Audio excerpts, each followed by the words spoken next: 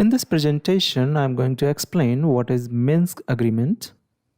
The Minsk Agreement, also known as Minsk Protocol, is an agreement signed to resolve the confrontation between Russia, Ukraine, and rebel groups in the Donbas region of Ukraine in 2014. The Minsk First Agreement failed to resolve the confrontation between the parties, and hence there was another agreement signed in 2015 named Minsk II. The Minsk II was also failed to stop the confrontation between the parties, but the Normandy format parties agreed that it remains the basis for any future resolution to the conflict. Signatories of Minsk Protocol. The Minsk First and II, both agreements were signed by 4 parties. And the parties are Swiss diplomat and OSCE representative Heidi Tagliavini, former President of Ukraine and Ukrainian representative Leonid Kuchma, Russian ambassador to Ukraine and Russian representative Mikhail Zhurabov, rebel heads Alexander Zakharchenko and Igor Plotnitsky. Let's move on. Mediators. Both the agreements, Minsk First and Minsk II, were mediated by France and Germany by using the Normandy format talks. OSCE also played a crucial role in mediation. So when the Minsk Agreement was signed, the Minsk First was signed on 5th September 2014 and the Minsk Second was signed on 12th February 2015. Objectives of this agreement. The main objective of the Minsk Agreement was to resolve the conflict peacefully between Ukraine, rebel groups, and Russia in the Donbas region, Ukraine. Here are the Minsk II protocols. There were 13 points in the Minsk II protocol. The first one was to ensure an immediate bilateral ceasefire. Second was withdrawal of heavy weapons by both sides. Third was the situation is monitored by OSCE. Fourth was to ensure early local elections in accordance with the Ukrainian law, and particularly in district of Donetsk and Lugansk.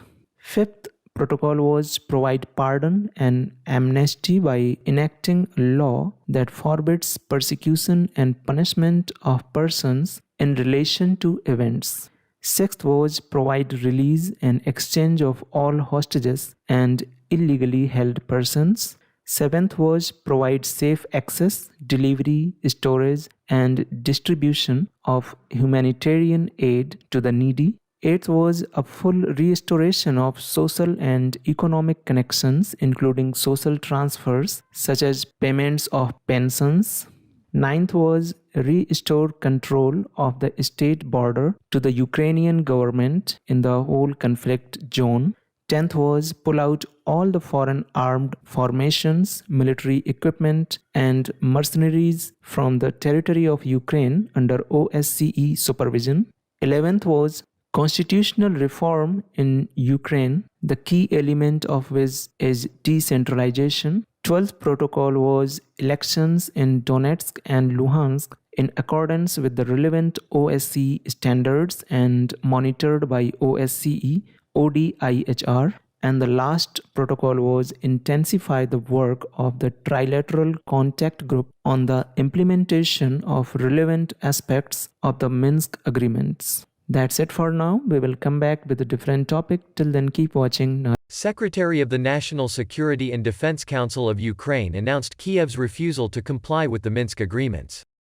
In Ukraine, they intend to completely break the Minsk agreements and impose new agreements that are expected to be completely unacceptable for the self-proclaimed republics. This can only intensify the conflict in the Donbass and lead to a full-scale war in the region, which will affect not only Ukraine and the self-proclaimed republics, but also Russia, as well as NATO.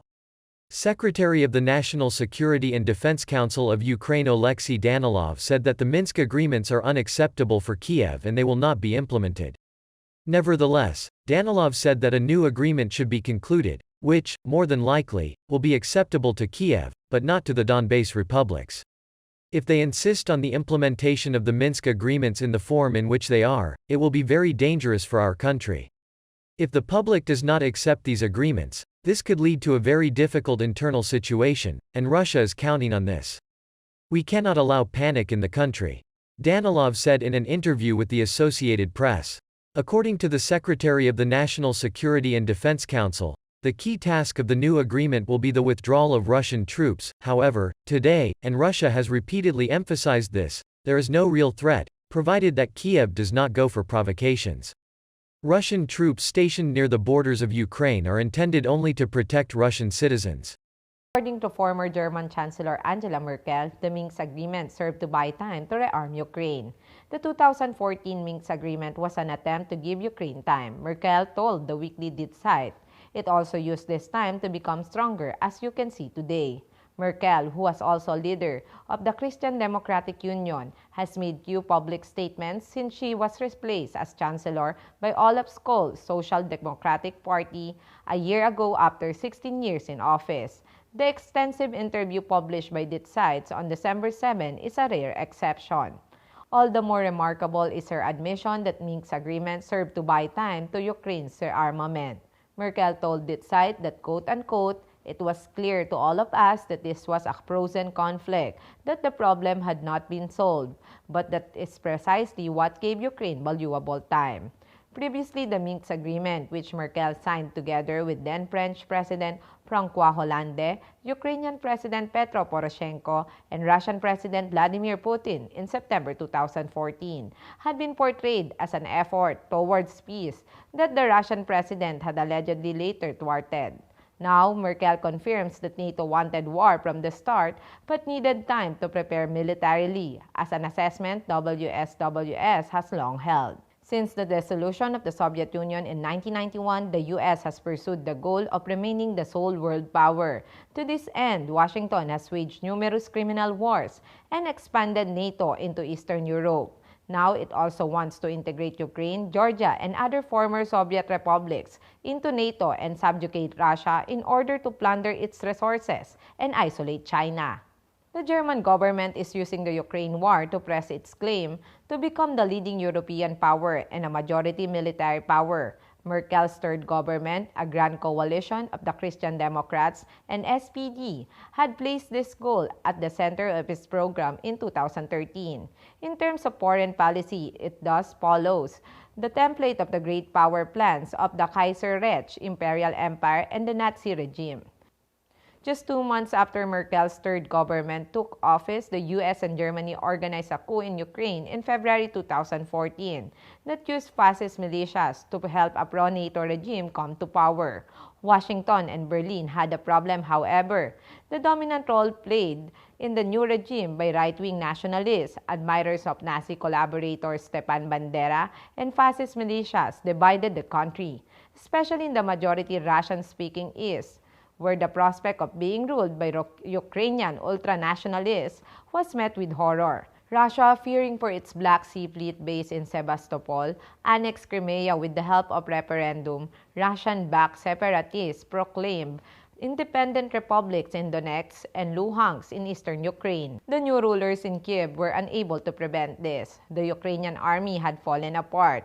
Soldiers unwilling to sacrifice themselves for the new regime had deserted en masse. Under these circumstances, Merkel and Hollande organized the Minsk Agreement, as Merkel now admits, to freeze the conflict and buy time. The agreement included a ceasefire, the withdrawal of heavy weapons, and the establishment of a security zone monitored by the Organization for Security and Cooperation in Europe.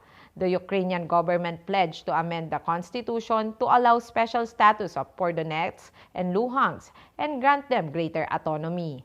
Hardly any of this was ever implemented. In particular, the Ukrainian side boycotted all agreements. It did not want a negotiated settlement. Lacking soldiers ready to fight, the newly installed President Petro Poroshenko mobilized the Azov Battalion and other fascist militias, which the billionaire oligarch partly financed from his own assets. They were integrated into the armed forces and sent into the breakaway regions to terrorize the local population and keep the conflict going. The regime in Kiev, whether under Poroshenko or his successor Zelensky, its backers in Berlin and Washington, were never interested in a peaceful solution. They were interested in buying time to escalate the war, even if this had disastrous consequences for the population of the affected areas. I am Lovely Montoya of Manila STV.